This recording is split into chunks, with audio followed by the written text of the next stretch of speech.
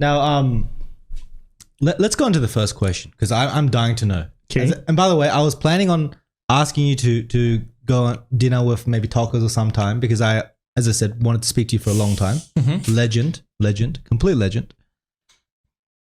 I'm going to start off with recent history before we really go into like your legendary run, right, with Antizzi. The Liberty method. You're going straight away? I'm dying to know. I gotta say. Why? And was it actually helpful? Was it just? Oh, did you see him? He just went. Oh shit! No, you didn't mean it. It's all good. It's all good. No, the guy was literally like, it was not on purpose. It was not on purpose. He was fixing his glasses like. Wow. Accident. Are you taking the signs? No, it's all good. My bad. Okay. My bad. I deserved it. I deserved it. No high five, bro. He even denied me. That was not it. Yeah. No, it's all good. So the Liberty method. Tell us a little bit about this method because maybe it's misunderstood a little bit.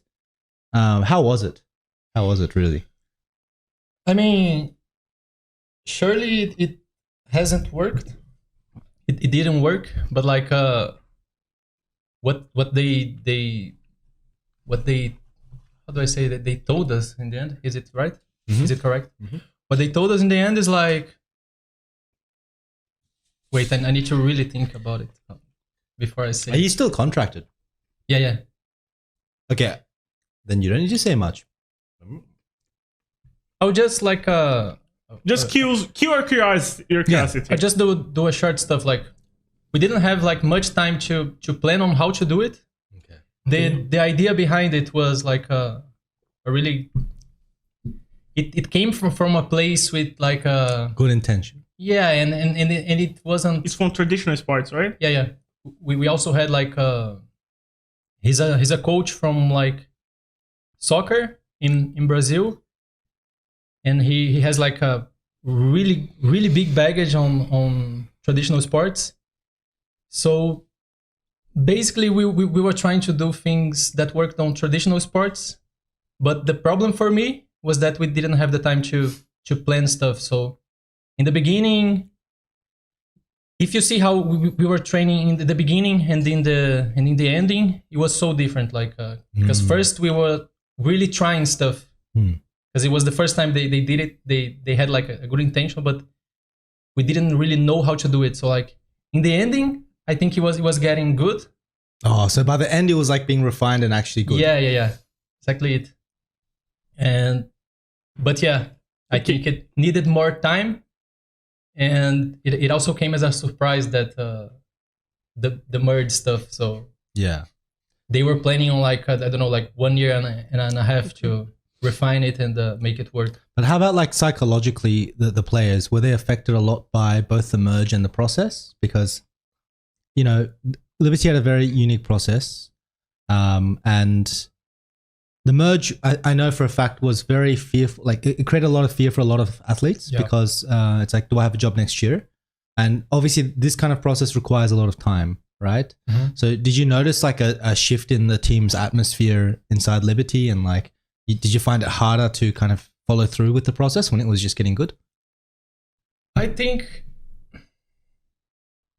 like when we got to know about the merge, everyone was like more motivated. I think like to be honest, like the first 2 days everyone was kind of depressed because it's so sad to see like a lot of people will lose their jobs 100% next year. But like I think everyone turned it into more motivation, but it wasn't really related with the method because like to be honest, we started CBLOL like 06, so like we were already in a bad place before we knew about the merge. Yeah. So you don't think the merge, like it didn't had a impact on your guys' performance, but do you think that not screaming took a toll on the players' mental? I think so. Like we even talked about it, that maybe it wasn't like because we weren't screaming, but maybe we needed like that confidence that screens we give. play against you guys, for example, and we beat you, and we know we can beat you. So then when we play on stage, everyone has that confidence that we can beat them. But like when you only play inside scrims, and you start CBLOL like 04, I think, or 06, it's so hard to come back, I think, because it's so hard to get that confidence back. I think so too. Because you're not screaming other teams and testing you have no stuff. idea where you are as well, right? Yeah. I think, and this is not like a jab at Liberty's management, because I know you have a really great experience with Liberty. Yeah, was one of the best orgs I worked with. Yeah, and Samuel is a personal friend of mine. He's the CEO of Liberty. He has very good intentions. We went dinner multiple times. I almost went to the team myself. But I did tell him in one dinner, I said that I think that the way they were doing it was very misguided, personally. And so something that always like touched the back of my mind was, how much did Turtle have a say in, for example, Turtle, so the head coach, have a say in terms of like influencing how he wanted the practice to go? Like, did he ever have a time where he could go to the CEO and say, this is not working for us, we need to do it another way? Or was it just out of his hands, you think? I don't know actually. Really? Like, my impression was that everyone was on board, because like the idea at first, and we had like workshops with the guys that I told you about that came from traditional sports, and like it all made a lot of sense if you look into how traditional sports work. And to be honest, like there's good stuff there. Like I think drilling has a place and is actually helpful, but the problem for me in the end is that maybe it was just like too extreme, like too extreme. Yeah, maybe we should mix it, you know? Yeah. I think everyone is feeling this right now. We actually had a very similar methodology with training our academy team. We still train with our academy once a week, no matter what. The exception was I always adjust based on where I think the academy level is at. So when we recently brought in Kisei, so we changed the mid jungle, we didn't scrim them initially because I knew that there would be a brief like loading period for this team. But a lot of people don't know this, guys. We scrimmed our academy team 176 games in the first split. Yeah, you posted on there, right? On the 176 games. So if you put that into like, if you divide it by 5, it's a lot. It's a lot. It's like 20, it's like almost 35 scrims. It's really a lot. That's really a lot. But of course, the difference between us and you was the 176 games was actually not 35 scrims. What we would do is I would pre-prepare drafts on what I thought the enemy team would play. I could show everything without being scared of it being leaked. And then we'd play like 10 games in a day because there'd be no time that we'd have to waste time drafting. It would just be blind pick, blind pick, blind pick, blind pick, blind pick, efficient. I think it's so good. Yeah. And we'd be like, okay, let's drop. It's done. Save time. Next game. Boom. Yeah. For me, when you didn't do reviews? No? My reviews are always really fast. Okay. Really? Yeah. 15 minutes max. For me, when they announced what they were doing, the drills, right? The drills. Yeah. I said like I see a lot of things on what they're doing, and it is a place where things can go in the future because that's how every single collective sport practice, right? Yeah. But League is such a experience-based game. You know, you get the feeling that you are doing it right by doing it over and over. And I felt that maybe if they could get it like to a good like level where they know what they're doing, plus scrims, it could be really good. You know? But how do you manage it? You know, there are stuffs like you get used to like going base and then you watch the map and it's all black and like what are the next decisions, and you get a feeling for it, you know, the flow of the game. How do you get there without screaming the best things and then going to CBLOL and playing them like you know nothing? How did it feel going to a stage and knowing anything about, I don't know, Kid, Loud, or Pain? I mean, the bright side was they didn't know anything about us as well. Yeah, so they were one thing they didn't know. You were all 9. So we had that, but yeah, but I mean, every 1v1 against any team, like they wouldn't know what. I mean, we did. They wouldn't like. You did because it was like kind of obvious, no? Makes will definitely not play Darius, guys. Yeah. No way. Makes, this guy will never play Darius. No fucking way. When they talking about it, the method, they said, we think that screaming things made them understand how we play and counter it. But in my way, you can change that. Listen, okay. You know? You guys are too nice. Let me tell you what I think for real. First of all, I love you, Samuel, but I have a job here to do. First of all, the process for me, Liberty method process for me is bebado. You know, it's a bit of bebado. Why? Bebado is drunk, right? Yeah. Yep. It's muito ruim, bro. Let me tell you why, bro. First of all, your team is not being counted. Your team just sucks. I'm sorry. Your team is not being counted. Your team just sucks because you have bad fundamentals, and you have bad fundamentals because you can't test the things that you want to do with the other guy. For example, the way you get better at the game is you have a guy that's good. Maybe you're slightly worse. You figure out ways to beat him and you get like a little bit above him. And then he'll like try to figure out how to beat you. That's why like teams with stacked regions and stacked teams and better solo queue they grow faster, you know? Yeah. But you're screaming your academy team, bro, okay? So I type OPGG. My academy 80 carry, no offense, bro. Leandrin is like a Draven one trick. Okay, ban Draven. And then he's like, Mastery is like fucking here. And then you're winning every bot lane. You're like, the process is working. And then you play versus Titan Curry and you just give him your Rosho. It's like this, bro, you know? It doesn't make sense. Let's be real, okay? Let's be real. Second, personally, I think as a player, I would have been really, really mad. I wanted to ask you that question too, because like, you ended up getting replaced by Leandrin, right? Was this more so like a strategic decision because Liberty realized, okay, it's very difficult to like win CBLOL and the season's done, so let's try win Academy? Or was it more like Leandrin was better? I think like on our scrims, he was playing like pretty good mechanically. Like in the middle of the split, there was a time that we started like losing games to them. Did you open Draven? This is not a jab. He played Draven sometimes. Like I tried playing Draven as well. Like my first CBLOL games, the second split, I was playing Draven. You did. It work well. It was pretty fucking average, I think. It was pretty fucking average.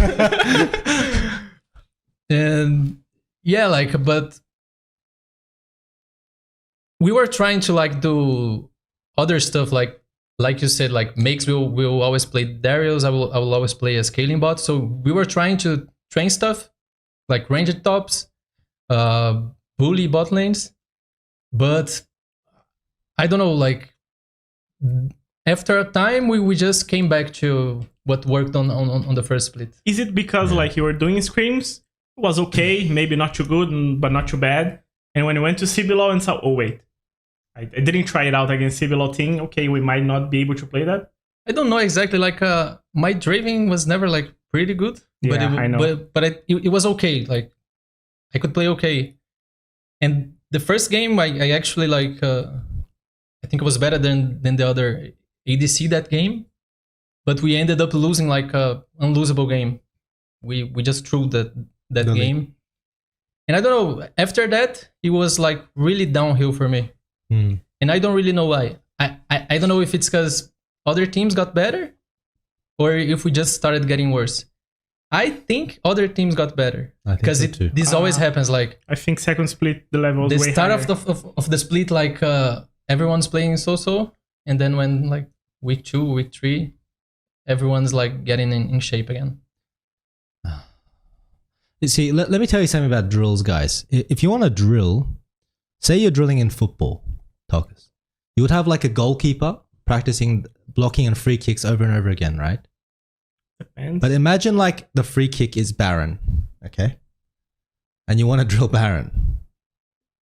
You have to play 20 minutes before the game. Yeah, it's not efficient. So the problem is, if League had a drilling system with like realistic, where you could place champions and you could slot into the champions and they would have items and stuff like that, I think this would be a very efficient tool in a great way, and we would use drilling ourselves. But the problem with the drilling is like, okay, it could be good for the first 6 minutes, 6-minute blitz scrims, 10-minute blitz scrims, practice wave 3 dives over and over again. You practice wave 2, 2v2s, great. But when you want to practice some of the more nuanced elements of the game, you need to know you can't waste the 20 minutes before then, you know? And then all these drills become a little bit less efficient. That's one. But two is like, I think a big part of building the skill sets when it comes to, a big part of being a good team is not just building skill sets on how to play the objective. It's also like, okay, bro, you're losing. The game looks completely different from what we expected. How do we problem solve? Mm-hmm. You know? And so what we had was, for example, we had a rule where we couldn't FF. So initially, like, Prodelta was losing his mind. He was like so tilted because we could never FF, we could never remake even. We would never even remake.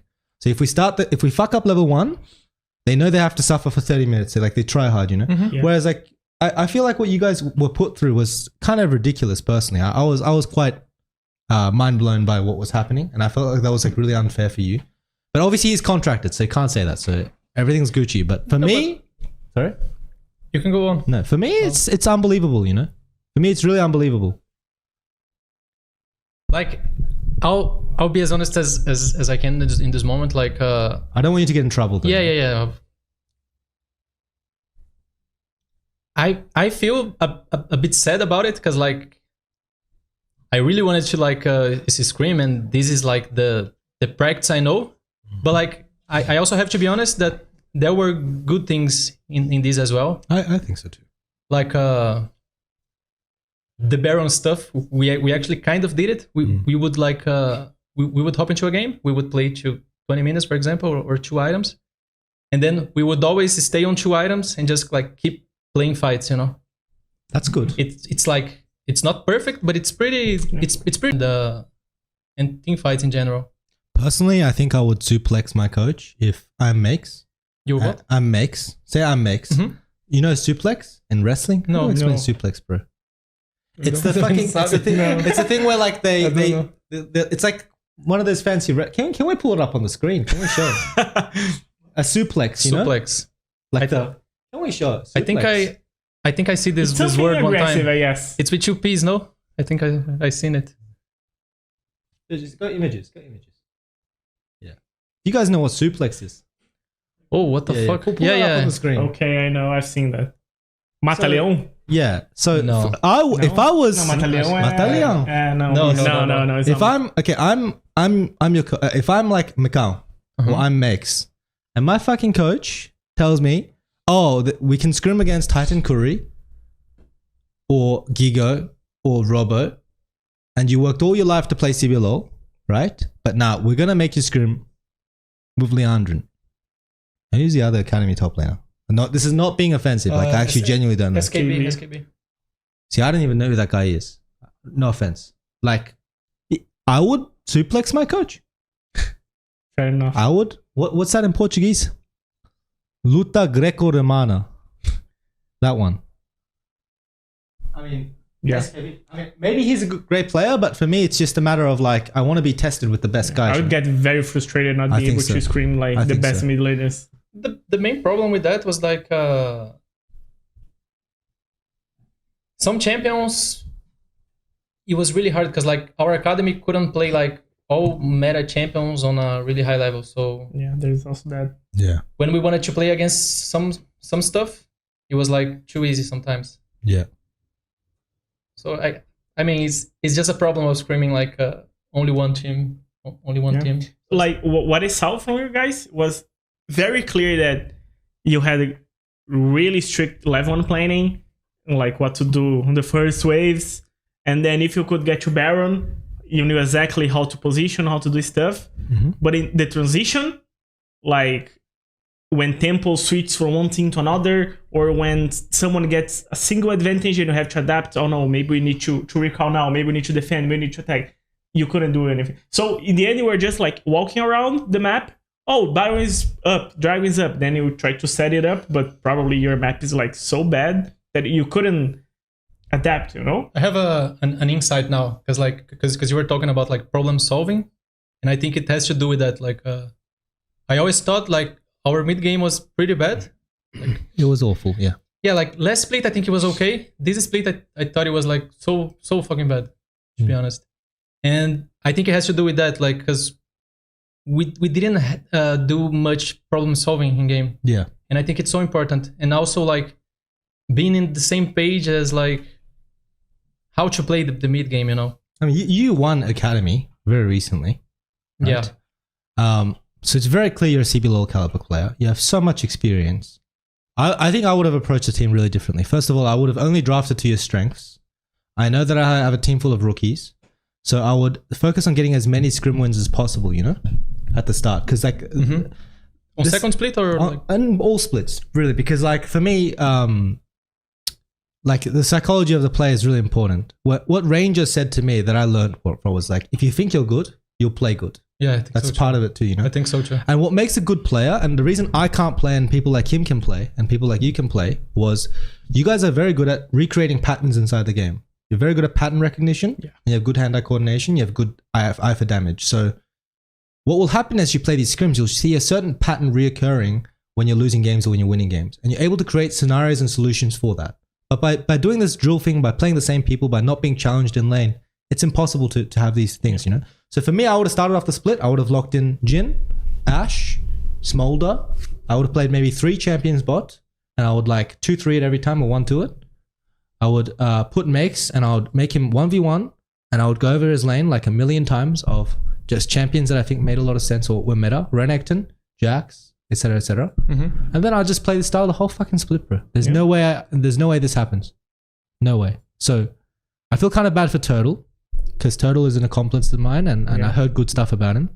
But I mean, it just feels a little bit like a hostage situation, no?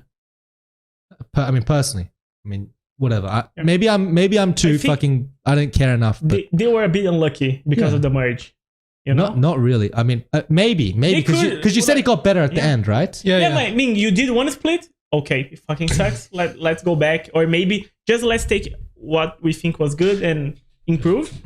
But like, you don't have the time anymore, you know? No, I think it's good though, bro. I think it's good that like they have this idea and philosophy, but it's like this. Okay, say you have this delicious piece of chicken from Soul Chicken, right? Yeah. Soul Chicken Beer at Soul Chicken Beer on Instagram. São Paulo.